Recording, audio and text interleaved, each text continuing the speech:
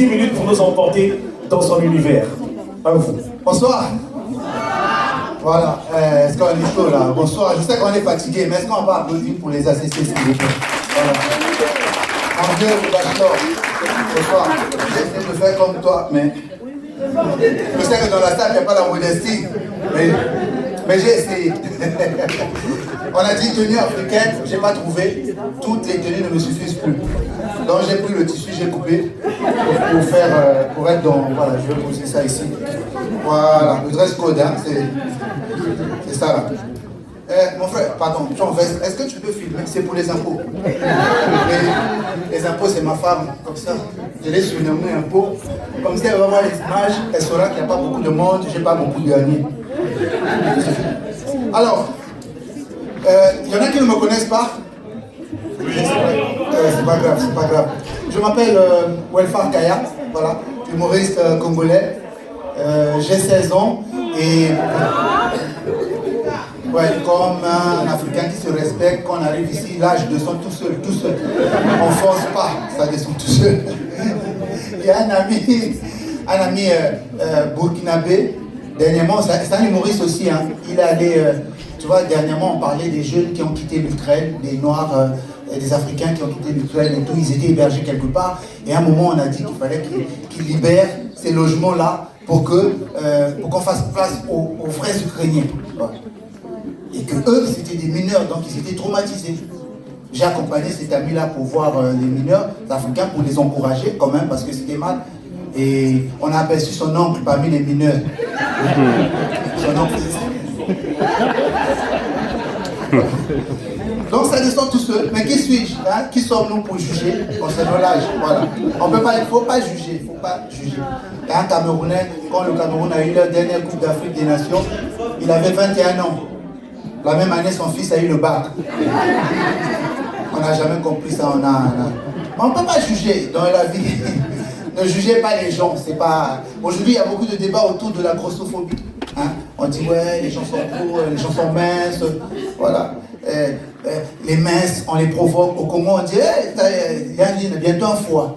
Ça veut dire qu'il va mourir bientôt, puisqu'il n'a plus de chair. Voilà. Les gros, on les indexe. Ici, on ne dit pas gros, parce que ça peut choquer. On dit les femmes fortes. Même si elle ne s'est jamais battue, on dit femme. Elle est forte. Il y en a qui disent, ouais, les minces sont mieux parce que les minces sont flexibles, tu vois, tu peux lancer, tu vas boire de l'eau, tu reviens, tu reçois et tout.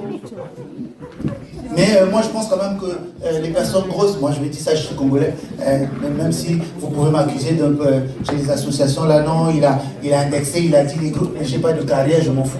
Donc, et moi je pense que les gros ont quand même plus d'avantages parce que une personne grosse, quand elle tombe gravement malade, elle commence par maigrir avant de mourir. Voilà, mais la main c'est disparaît.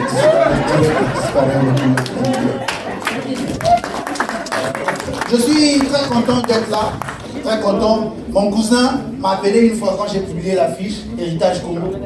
Mon cousin m'a dit, je t'avais dit ça. Ils ont déjà tout vendu. Moi je ne comprenais pas qui a vendu quoi. Il a dit, je t'avais dit, ils ont déjà tout vendu. Et maintenant, comme ils ont tout vendu, ils sont en train de se partager l'héritage du Congo en France. Je n'ai pas compris ça. Il m'a dit, c'est sûr, toi, comme tu dis, de la Boisa, on peut te donner Matigou, Dolisie, ou je sais pas. Je dis, non, c'est pas ça. Mais justement, il faut avoir de l'information, il faut qu'il y ait de l'information. Normalement, un événement comme ça, tous les Congolais de France devaient être là. Même ceux qui sont loin, au bord de la France, c'est-à-dire qui sont prêts à tomber dans l'autre pays. Tous, on devait être là pour se soutenir. C'est ça que j'ai l'habitude de dire, créons nos propres stars. Pas seulement stars dans l'art, mais aussi dans la médecine, dans le journalisme. Voilà. Moi, ça m'énervait parfois. Tu arrives quelque part, dès que tu dis congolais, on te dit, ah, tu es le cousin de Fally Ipupa. Oui, c'est vrai un peu, mais beaucoup plus roga, tu vois. Ou à Faratina. Beaucoup plus à Faratina. On aime tous à Faratina. Vous connaissez à Faratina? Oui. Voilà. Il est bon, hein? Il chante bien. Le seul problème avec lui, c'est ses danses. Parfois, tu as envie de danser. Mais ça ressemble à du yoga. De la dernière fois, j'ai essayé, j'ai eu mal, j'ai eu très mal. Donc moi, je suis ici, je suis en France depuis quelques temps. Voilà. J'aimerais vous partager un peu mon expérience. Je suis enseignant de formation de lycée. J'ai fait anglais, normalement, mais j'ai oublié ça. Ouais, parce que l'anglais... normalement, l'anglais, c'est pas difficile. Les verbes irréguliers, to buy, bought, to go, to eat, to catch, juste aider à la fin du verbe. Aider, c'est pas difficile. Mais j'ai arrêté parce que, voilà, ça m'énervait. Hein. J'avais fait un constat, c'est que dans chaque classe, il y a toujours un élève qui t'énerve. Il y a toujours un idiot dans chaque classe. On dirait à la rentrée, on fait une sélection des idiots. On dit on a combien d'idiots cette année? 40, ok. 2 dans telle salle, 4 là-bas. Toujours. Et puis, autre chose, c'est l'argent. Au Congo, les enseignants, moi je refusais l'histoire de grève. Monsieur le Président, nous sommes fatigués, 3 mois. Non, moi je ne voulais pas ça. Ici, là, je ne peux pas faire grève. Quand tu dis, en tant qu'humoriste, tu fais grève, arrête, tu es drôle. J'ai voulu essayer la grève, le truc de retraite là. Moi, j'allais faire des marches. Mais j'ai pensé, je renouvelle mes papiers en décembre. Donc...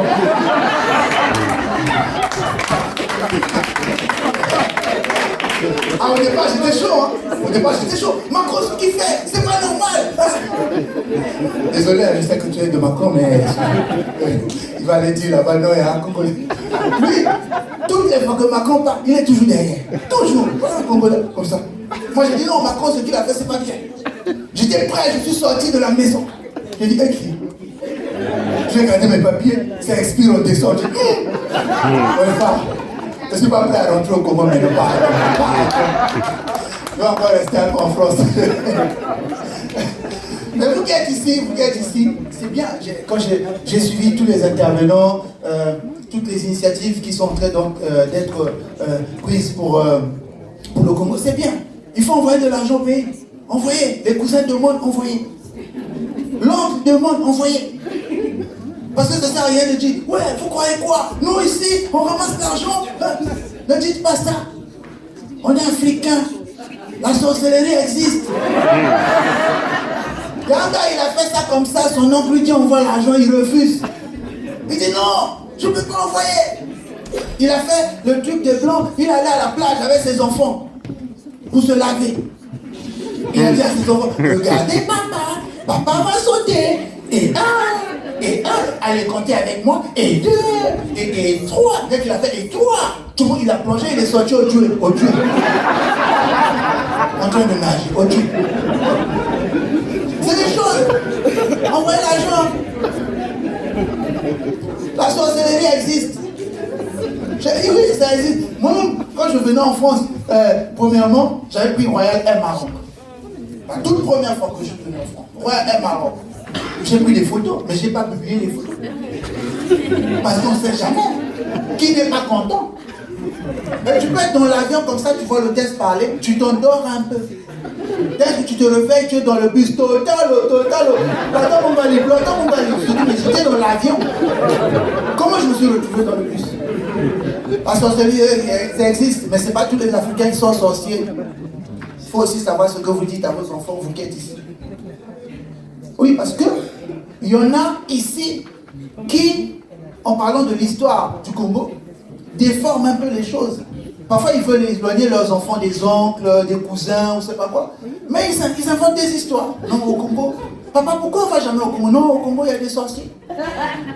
Moi, quand je suis venu en France, la première fois, mon grand qui m'a reçu, son enfant avait 3 ans, il m'a vu, tantôt, il fait, tu es sorcier. Je dis pourquoi? Papa dit que Congo il y a des sorciers.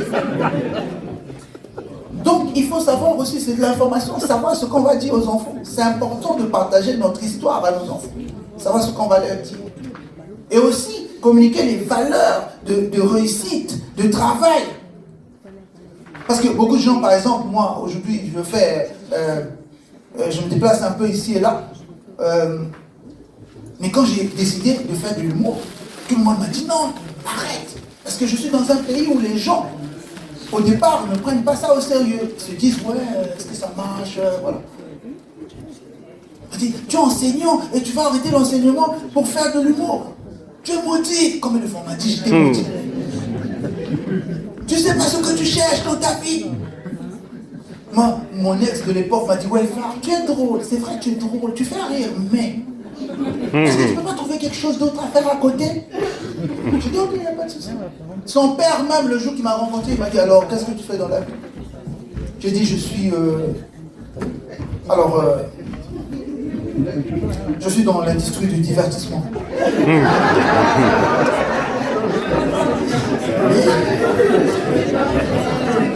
Il m'a dit, pardon, concrètement, tu fais quoi? Oui, mais concrètement, en fait, je fais des spectacles et tout. Il m'a dit, c'est tout ce que tu as trouvé de mieux à faire? Ça m'a choqué. Mais aujourd'hui, mon père, quand il voit que je suis partout, je fais des trucs, la dernière fois, j'ai joué à une soirée de mariage où il y avait le président de la République. Mon père, il n'aime pas que je rentre au Congo. Il me dit, reste en France, reste. Donc quand je suis arrivé, il s'est fâché. Et il a vu que j'ai joué. Je devais jouer dans une soirée, il y avait le président de la République. Il m'a dit, il y aura le président. C'est pour ça que je te dis de temps en temps, rentre au pays. C'est important. Ça va te connecter à nos valeurs. Je joue à une soirée de AOGC, qui est une entreprise pétrolière. Ma mère me dit, ouais, tu veux jouer à... eux là, ils font quoi? J'ai dit non, mais... Bon, j'avais du mal à l'expliquer. J'ai dit, c'est eux qui font, tu vois, le gaz qu'on utilise pour faire la cuisine là. C'est eux qui font ça. Donc, quand je m'apprête, je m'habille comme ça pour sortir, ma mère me donne une bouteille de gaz. N'a quoi une bouteille à gaz, il faut leur donner comme ça, ils vont mettre le gaz. Ils sont contents maintenant, parce que voilà, ils savent que ça marche. Donc, véhiculer les vraies informations. Et aussi, quand je dis envoyer de l'argent au Congo, c'est une façon de dire que vous êtes ici. La chance qu'on a, c'est que, je ne sais pas si c'est une chance, mais on a quand même appris des choses à l'école, on a des diplômes, on a peut-être une situation financière qui est stable. C'est bien aussi de descendre de temps en temps faire des choses au pays, c'est très important. Moi-même déjà, j'ai commencé, j'ai une soirée que j'organise chaque 1er janvier au Congo, qui s'appelle Forfait Rire, parce que le 1er janvier, j'avais remarqué que les gens allaient trop en boîte. C'est pas parce que je suis contre la danse, mais ça m'énerve parfois de voir des gens bien danser devant moi. Donc j'ai fait cette soirée-là. Et la dernière édition qu'on a faite, on a eu 1200 et quelques personnes. J'espère qu'on aura plus que ça en 2024 et les prochaines fois. Donc, vraiment, j'encourage, merci beaucoup. Beaucoup à Wefa Kaya. Envoyez l'argent au pays. Donc, tap center. Téléchargez, envoyez l'argent. Merci à Wefa Kaya. Voilà. C'est pour les impôts. Voilà. Ça, c'est pour les impôts. Voilà. On va passer au prochain panel. Vraiment, on est retenu par le temps.